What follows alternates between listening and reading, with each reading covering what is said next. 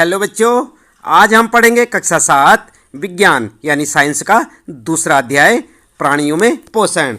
हम आपको बताएंगे बच्चों इस पाठ से संबंधित प्रश्नों के उत्तर, लेकिन उससे पहले हम पाठ के बारे में यहाँ पर आपके साथ विस्तार पूर्वक चर्चा करेंगे और पाठ के कुछ मुख्य बिंदुओं को आपको एक बार फिर से याद दिलाएंगे कि आपने क्या कुछ इसमें पढ़ा। तो चलिए शुरू करते हैं। प्राणियों में पोषण, न्यूट्रिशन इन एनिमल्स, पाठ्य चर्चा। इस पाठ में आपने क्या कुछ सीखा, तो आपने पढ़ा होगा बच्चों। कुछ महत्वपूर्ण बिंदु हैं, आप इन्हें याद करें। नंबर 1, मानव सहित सभी जीवों को वृद्धि करने, शरीर को स्वस्थ एवं गतिशील बनाए रखने के लिए खाद्य पदार्थों की आवश्यकता होती है ना बच्चों। और नंबर दूसरा पॉइंट है आपके लिए, जिसे आप याद रखेंगे, पाचक रस जटिल पदार्थों को उनके सरल रूप में बदल देते हैं। आहार नाल एवं संबद्ध ग्रंथियां मिलकर पाचन तंत्र का निर्माण करती हैं, याद रखेंगे ना। और अगला पॉइंट है बच्चों, जंतु पोषण में पोषण आवश्यकताएं, भोजन अंतर्ग्रहण की विधियां एवं शरीर में इनका उपयोग सम्मिलित है। चौथा पॉइंट आपके लिए, आहार नाल तथा स्रावी ग्रंथियां संयुक्त रूप से मानव के पाचन तंत्र का निर्माण करती हैं। और इसमें जो हैं शामिल हैं कौन कौन, मुख, गुहिका, ग्रसिका, आमाशय, क्षुद्रांत, बृहद्रांत जो मलाशय में समाप्त होती है तथा गुदा सम्मिलित हैं। पाचक रस स्रावित करने वाली मुख्य ग्रंथियां हैं, याद रखेंगे आप इन्हें, लाला ग्रंथि, यकृत एवं अग्नाशय। आमाशय की भित्ति एवं क्षुद्रांत की भित्ति भी पाचक रस स्रावित करती है। अगला महत्वपूर्ण पॉइंट है, विभिन्न जीवों में भोजन ग्रहण करने की विधियां भी भिन्न होती हैं। पाचन एक जटिल प्रक्रम है जिसमें अंतर्ग्रहण, पाचन, अवशोषण, स्वांगीकरण एवं निष्कासन शामिल है। अगला पॉइंट है बच्चों, भोजन का अंतर्ग्रहण मुख द्वारा होता है। आहार को शरीर के अंदर लेने की क्रिया अंतर्ग्रहण कहलाती है। आई ना बात समझ में, अंतर्ग्रहण क्या होता है? भोजन का अंतर्ग्रहण मुख द्वारा होता है। आहार को शरीर के अंदर लेने की क्रिया को क्या कहते हैं? अंतर्ग्रहण। अगला पॉइंट आप याद रखेंगे, आमाशय का आंतरिक स्तर यानी कि सतह को श्लेष्मा हाइड्रोक्लोरिक अम्ल तथा रस स्रावित करता है। मंड जैसे कार्बोहाइड्रेट का पाचन मुख में ही प्रारंभ हो जाता है। प्रोटीन का पाचन आमाशय में प्रारंभ होता है। यकृत द्वारा स्रावित पित्त, अग्नाशय से अग्नाशयिक स्राव एवं क्षुद्रांत भित्ति द्वारा स्रावित पाचक रस की क्रिया से भोजन के सभी घटकों का पाचन क्षुद्रांत में पूरा हो जाता है। अगला पॉइंट है बच्चों, श्लेष्मा आमाशय के आंतरिक स्तर की सुरक्षा प्रदान करता है। जल एवं कुछ लवण बृहदांत में अवशोषित होते हैं। अवशोषित पदार्थ शरीर के विभिन्न भागों को स्थानांतरित कर दिए जाते हैं। बिना पचे अवशिष्ट जिनका अवशोषण नहीं होता, मल के रूप में गुदा द्वारा शरीर के बाहर निकाल दिए जाते हैं। गाय, भैंस एवं हिरण जैसे घास खाने वाले जंतु रोमंथी यानी रूविनंट कहलाते हैं। वे पत्तियों का अंतर्ग्रहण तीव्रता से करके उन्हें निगल लेते हैं तथा रुमेन में भंडारित कर लेते हैं। कुछ अंतराल के बाद भोजन पुनः मुख में आ जाता है और पशु धीरे धीरे जुगाली कर उसे चबाते हैं। आपने देखा है ना, गाय को या भैंस को जुगाली करते हुए देखा होगा आपने। अगला पॉइंट है बच्चों, अमीबा में भोजन का अंतर्ग्रहण पादप की सहायता से होता है तथा इसका पाचन खाद्य धानी में होता है। अगला महत्वपूर्ण पॉइंट है, यकृत गहरे लाल भूरे रंग की ग्रंथि है जो उदर के ऊपरी भाग में दाहिनी यानी दक्षिण ओर अवस्थित होती है। यह शरीर की सबसे बड़ी ग्रंथि है। कौन सी है? यकृत। और अगला पॉइंट है बच्चों, यकृत पित्त रस स्रावित करता है जो पित्ताशय में संग्रहित होता है। यह वसा के पाचन में महत्वपूर्ण भूमिका निभाता है। अगला पॉइंट है 17वां आपके लिए, अग्नाशय एक हल्के पीले रंग की ग्रंथि है जो पाचन के लिए बहुत से एंजाइम स्रावित करता है, जैसे पेप्सिन, ट्रिप्सिन, पेनक्रियाटिन आदि। तो याद रखेंगे बच्चों, ये आपके लिए इस पाठ से संबंधित कुछ महत्वपूर्ण बिंदु थे जिन्हें आप जो है अच्छे से याद करें। पूरा पाठ आप पढ़ लें, लेकिन साथ ही साथ इन मुख्य बिंदुओं को भी अच्छे से याद करें। इससे होगा आपको जो है प्रश्नों के उत्तरों में काफ़ी मदद मिल जाएगी, आप पाठ को अच्छे से समझ पाएंगे। तो याद रखेंगे ना, इन्हें आप जो है हेडलाइन कर लें, अपनी नोटबुक में नोट कर लें और इन्हें याद करें। इसके बाद बच्चों यहाँ पर शुरू करते हैं इस पाठ से संबंधित प्रश्नों के उत्तर। अभ्यास प्रश्न उत्तर में पहला प्रश्न आपके लिए है, उचित शब्द द्वारा रिक्त स्थानों की पूर्ति कीजिए। तो यहाँ पर आपके लिए पहले प्रश्न में कुछ रिक्त स्थान दे रखे हैं, यानी खाली स्थान है, इन्हें आपको भरना है बच्चों। तो किस प्रकार से लिखेंगे, सबसे पहला देखते हैं। क वाला मानव पोषण के मुख्य चरण एवं, और यहाँ पर जो है दो जगह पर आपको लिखना है। क्या लिखना है आपको, हम आपको अभी बताते हैं, आप जो है लगातार इसी प्रकार देखते रहें वीडियो। ख वाला है मानव शरीर की सबसे बड़ी ग्रंथि का नाम क्या है। तो यहाँ पर जो है आपको लिखना है क्या है। और अगला है आमाशय में हाइड्रोक्लोरिक अम्ल एवं का स्राव होता है जो भोजन पर क्रिया करते हैं। तो यहाँ पर आपको फिर से लिखना होगा।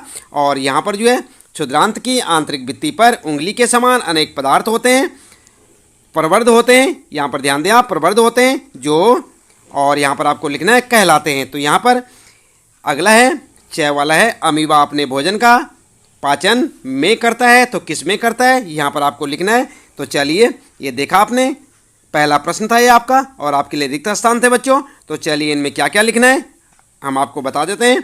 उत्तर में आप पहले वाले में लिखेंगे मानव पोषण के मुख्य चरण अंतर्ग्रहण, पाचन, अवशोषण, स्वांगीकरण एवं निष्कासन है। तो ये जो आपको मोटे मोटे से लिखे हुए दिख रहे हैं ना बच्चों, इन्हें आप जो है खाली स्थान में भरेंगे। पहला है आपका, और उसके बाद जो है ख वाला है यहाँ पर मानव शरीर की सबसे बड़ी ग्रंथि का नाम क्या है। तो यहाँ पर जो है आपको भरना होगा यकृत। क्या भरना होगा उसमें, यकृत, सबसे बड़ी ग्रंथि हमने आपको बताई थी ना अभी। अगला है बच्चों ग वाले में लिखेंगे आप आमाशय में हाइड्रोक्लोरिक अम्ल एवं पाचक रसों का स्राव होता है। तो क्या भरेंगे आप उसमें रिक्त स्थान में, ग वाले में पाचक रसों का, पाचक रस लिखेंगे। अगला यहाँ पर जो है जो भोजन पर क्रिया करते हैं, और घ वाला है क्षुद्रांत की आंतरिक भित्ति पर उंगली के समान अनेक प्रवर्ध होते हैं जिन्हें क्या कहते हैं, दीर्घरोम। ठीक है, दीर्घरोम या रसांकुर आप कह सकते हैं। तो आप लिखेंगे वहाँ पर घ वाले में जहाँ रिक्त स्थान है यहाँ पर लिखेंगे दीर्घरोम या रसांकुर।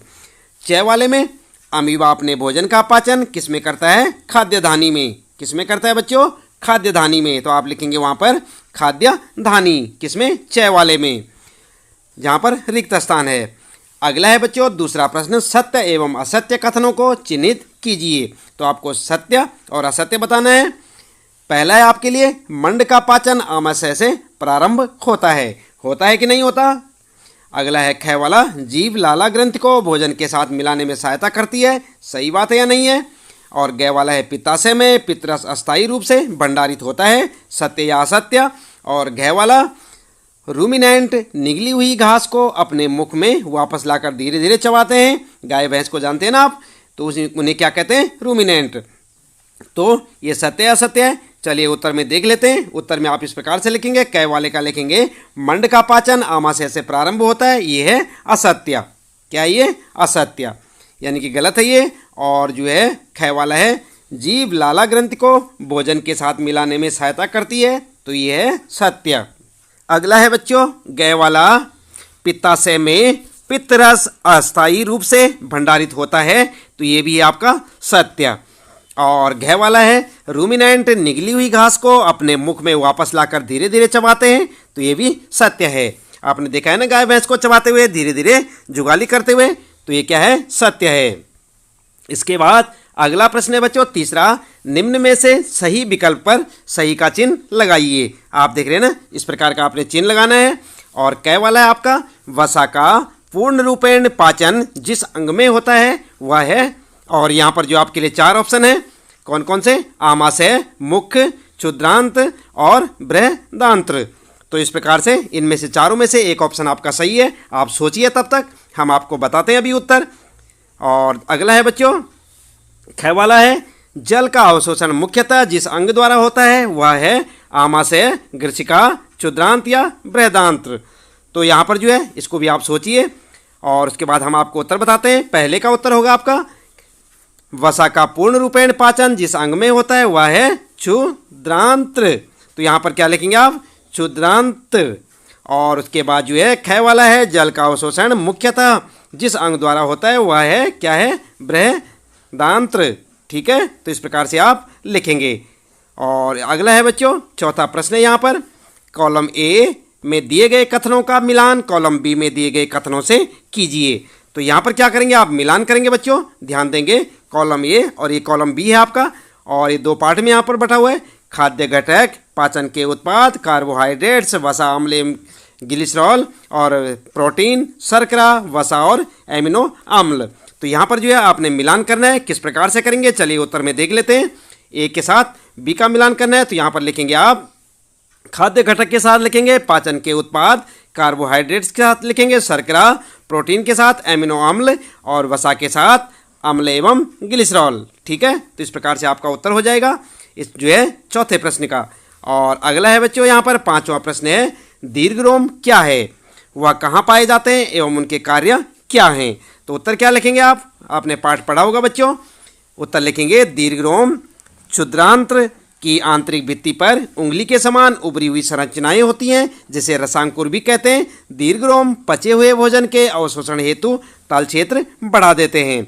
दीर्घरोम की सतह से पचे हुए भोजन का अवशोषण होता है तथा यह रुधिर वाहिकाओं में चला जाता है। तो इस प्रकार से आप अपने इस पांचवें प्रश्न का उत्तर लिख सकते हैं दीर्घरोम के बारे में।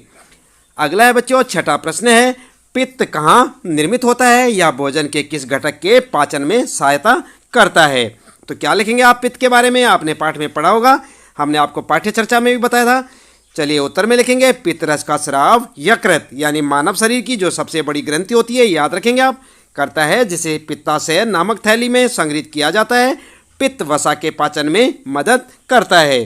तो इस प्रकार से आप जो लिख सकते हैं, जो फैट्स होते हैं यानी कि वसा के पाचन में मदद करता है पित्त। और इस प्रकार आपका ये छठा प्रश्न है, इसका उत्तर आप लिखें, याद भी करें, काफ़ी इंपॉर्टेंट क्वेश्चन है बच्चों। सातवां प्रश्न है, उस कार्बोहाइड्रेट्स का नाम लिखिए जिनका पाचन रूमिनेंट द्वारा किया जाता है परंतु मानव द्वारा नहीं, इसका कारण भी बताइए। तो यहाँ पर उत्तर में आप लिखेंगे सेल्यूलोज एक प्रकार का जो कार्बोहाइड्रेट्स होता है के पाचन के लिए अधिक समय की आवश्यकता होती है। रूमिनेंट की आहार नाल मनुष्यों की आहार नाल से बड़ी होती है, इसलिए सेल्यूलोज रूमिनेंट द्वारा पचाया जा सकता है लेकिन मनुष्यों द्वारा नहीं। तो इस प्रकार से आप लिख सकते हैं यहाँ पर। सातवां प्रश्न है आपका, याद भी करें, काफ़ी इंपॉर्टेंट क्वेश्चन होते हैं बच्चों साइंस में, तो आप जो अच्छे से पढ़ें। और आठवां प्रश्न है, क्या कारण है हमें ग्लूकोज से ऊर्जा तुरंत प्राप्त होती है। आपने खाया ग्लूकोज, लिया कभी, चलिए देख लेते हैं। उत्तर लिखेंगे हमें ग्लूकोज से ऊर्जा तुरंत प्राप्त होती है क्योंकि कोशिकाओं में ग्लूकोज ऑक्सीजन की मदद से कार्बन डाइऑक्साइड और पानी में आसानी से टूट जाता है और ऊर्जा निकल जाती है। ठीक है, तो इस प्रकार से आप आठवां प्रश्न देखेंगे और उसका उत्तर लिखेंगे। अगला आता है नौवां प्रश्न बच्चों, आहार नाल के कौन से भाग द्वारा निम्न क्रियाएं संपादित होती हैं। और यहाँ पर जो है आप देख सकते हैं, फर्स्ट है पचे भोजन का अवशोषण, भोजन को चबाना, जीवाणु नष्ट करना, भोजन का संपूर्ण पाचन और मल का निर्माण। तो उत्तर में आप क्या लिखेंगे, उत्तर आप इस प्रकार से लिख सकते हैं, पचे भोजन का अवशोषण क्षुद्रांत यानी छोटी आंत द्वारा, और भोजन को चबाना मुख गुहिका द्वारा, और जीवाणु नष्ट करना आमाशय के द्वारा, भोजन का संपूर्ण पाचन क्षुद्रांत यानी छोटी आंत द्वारा, और मल का निर्माण बृहदांत यानी बड़ी आंत के द्वारा होता है। तो इस प्रकार से आप लिख सकते हैं यहाँ पर। ये आपका नौवां प्रश्न है बच्चों और इसका उत्तर आप इस प्रकार से लिखें। अगला आता है 10वां प्रश्न, मानव एवं अमीबा के पोषण में कोई एक समानता एक अंतर बताना है आपने, यानी कि दोनों बताने हैं, समानता और अंतर बताने एक एक। उत्तर में आप लिख सकते हैं बच्चों, भोजन के पाचन तथा उससे प्राप्त ऊर्जा की बुनियादी प्रक्रिया अमीबा के साथ साथ इंसानों में भी समान है। देखा आपने अमीबा, आप अपने पाठ में देख सकते हैं, अमीबा का चित्र आपको दिखाई देगा। अमीबा में भोजन में पाचन रस स्रावित होता है जो भोजन पर कार्य करते हैं और इसे सरल पदार्थों में तोड़ देते हैं। धीरे धीरे पचा हुआ भोजन अवशोषित होता है। इसी तरह मानव में भी विभिन्न पाचक रस मुंह, पेट, आंत आदि भोजन में मिलकर काम करते हैं और इसे सरल पदार्थों में तोड़ देते हैं। तो इस प्रकार से आप जो है इसमें समानता लिखेंगे मानव और अमीबा में। इसके बाद बच्चों अंतर बताते हैं, तो अंतर में आप लिखेंगे अमीबा में पाचन प्रक्रिया सरल है जबकि मनुष्य में यह एक जटिल प्रक्रिया है। अंतर्ग्रहण और उत्सर्जन की प्रक्रिया भी काफ़ी भिन्न होती है। अमीबा अपने भोजन को पादप के माध्यम से पकड़ता है और शोषण के पश्चात बिना पचा हुआ भोजन खाद्य धानी द्वारा बाहर निकाल दिया जाता है, जबकि मनुष्यों में भोजन जो जटिल पदार्थ है मुंह के अंदर ले जाया जाता है और पाचन और अवशोषण की एक जटिल प्रक्रिया से गुजरता है। अंत में बचा हुआ पदार्थ मल के रूप में निष्कासित कर दिया जाता है। तो इस प्रकार से आप लिख सकते हैं बच्चों, अमीबा और मानव में अंतर और समानताएं। ये 10वां प्रश्न आपका, याद रखें, और दोनों में अंतर और समानताएं आप यहाँ से देखकर लिख सकते हैं। अगला प्रश्न है बच्चों 11वां प्रश्न, और इसमें आपको पूछा है बच्चों 11वें प्रश्न में कॉलम ए में दिए गए शब्दों का मिलान कॉलम बी के उचित कथन से कीजिए। आप देख सकते हैं कॉलम ए और ये कॉलम बी, और यहाँ पर जो आपको मिलान करना है, क में लिखा है लाला ग्रंथि और यहाँ फर्स्ट में लिखा है बी में पित्त रस का श्रवण, ख में आमाशय भंडारण और सेकंड में बिना पचे भोजन का, और अगला है ग वाला यकृत और इसके साथ लिखा है लाला रस स्रावित करना, और मलाशय में लिखा है यहाँ पर अम्ल का निर्मोचन। तो किस प्रकार से आप इनका मिलान करेंगे। और अगला है यहाँ पर च वाला है क्षुद्रांत और भोजन पाचन का पूरा होना, बृहदांत में जल का अवशोषण, मल त्याग। तो यहाँ पर जो है बच्चों आप ध्यान देंगे, इनका मिलान करेंगे आप। उत्तर में आप लिखेंगे कॉलम ए बना देंगे, कॉलम बी बना देंगे, और उसके बाद जो है इसके साथ इस प्रकार से मिलाते जाएंगे। सबसे पहले कै वाले में लाला ग्रंथि के साथ लिखेंगे लाला रस स्रावित करना, आमाशय के साथ लिखेंगे अम्ल का निर्मोचन, और यकृत के साथ पित्त रस का श्रवण, और मलाशय के साथ लिखेंगे मल का त्याग, क्षुद्रांत में लिखेंगे पाचन का पूरा होना, बृहदांत में जल का अवशोषण, और या बिना पचे भोजन का भंडारण। तो इस प्रकार से आप अपने इस प्रश्न का मिलान कर सकते हैं। यहाँ पर ये प्रश्न है 11वां आपका, ए और बी कॉलम को आपने मिलाना है, और पहले प्रश्न ही आपके लिए, उसके बाद उत्तर में आप इस प्रकार से मिला सकते हैं, जैसे ये आप यहाँ पर देख सकते हैं। अगला प्रश्न आता है बच्चों 12वां प्रश्न है, चित्र 2.11 में दिए हुए पाचन तंत्र के आरेख को नामांकित कीजिए। तो आपके लिए प्रश्न होगा, आप अपनी किताब में देख सकते हैं, वहाँ पर 2.11 में पाचन तंत्र का आरेख दिया हुआ है, आप उस पर नाम लिखेंगे। किस प्रकार से लिखेंगे चलिए यहाँ पर बता देते हैं आपको। उत्तर आप लिखेंगे, उत्तर में आप जो है इस प्रकार का एक चित्र आपको मिलेगा, अपनी पाठ्य पुस्तक में देखें और वहाँ पर आप इस चित्र को देख सकते हैं। चाहे तो आप फोटो स्टेट करके भी अपनी नोटबुक पे चिपका सकते हैं बच्चों इस चित्र का, और चाहे तो आप अपनी पेंसिल की सहायता से चित्र बना सकते हैं, और यहाँ पर जो है लिख सकते हैं आमाशय, अग्नाशय, क्षुद्रांत, बृहदांत और मलाशय, गुदा आदि। तो इनके बारे में आपको यहाँ पर जानकारी देनी है, यही आपका उत्तर होगा। देख रहे हैं ना आप 2.11 में दिए पाचन तंत्र के आरेख को नामांकित कीजिए। तो यहाँ पर आप पाचन तंत्र के आरेख को बना सकते हैं, इस चित्र को इस प्रकार से बना सकते हैं। चाहे तो आप यहाँ से देख सकते हैं बच्चों, और चाहे अपनी पाठ्य पुस्तक से, लेकिन इस चित्र को जरूर से ज़रूर बनाएं। आप अपनी फोटो स्टेट करके भी अपनी किताब से लगा सकते हैं। इसके बाद 13वां प्रश्न आता है बच्चों, क्या हम केवल हरी सब्जियों घास का भोजन कर जीवन निर्वाह कर सकते हैं, चर्चा कीजिए। तो कर सकते हैं क्या हरी सब्जियों और घास का। तो उत्तर लिखेंगे आप, कच्चे पत्तीदार सब्जियां और घास सेलुलोज एक प्रकार का कार्बोहाइड्रेट जिसे कह सकते हैं आप से समृद्ध हैं। मनुष्यों सहित कई जानवर सेलुलोज को पचा नहीं सकते, क्योंकि उनके पास विशेष एंजाइम और कुछ विशेष प्रकार के बैक्टीरिया नहीं होते हैं जो सेलुलोज को पचा सकते हैं। इसलिए हम उन सब्जियों को उबालते या पकाते हैं जो सेलुलोज को सरल कार्बोहाइड्रेट्स में तोड़ देती हैं। हम केवल सब्जियों को उबले हुए या पके हुए रूप में लेकर खाकर उनको पचा सकते हैं। ठीक है, तो इस प्रकार से आप लिख सकते हैं अपने इस 13वें प्रश्न का उत्तर। इसके साथ ही बच्चों इस पाठ से संबंधित प्रश्नों के उत्तर यहाँ पर समाप्त होते हैं। उम्मीद है कि आपको अच्छे से समझ आए होंगे। आप इसी प्रकार लगातार देखते रहे अपने कक्षा 7 साइंस यानी विज्ञान के सारे पाठों के प्रश्न उत्तर, और साथ ही साथ मुख्य बिंदुओं को हमारे साथ। यदि अभी तक आपने चैनल को सब्सक्राइब नहीं किया तो चैनल को सब्सक्राइब अवश्य कर दें, बेल आइकन भी दबा दें बच्चों, और वीडियो को लाइक शेयर सब्सक्राइब करना ना भूलें। तो मिलते हैं फिर अगली वीडियो में अगले नए पाठ के नए प्रश्न उत्तरों के साथ।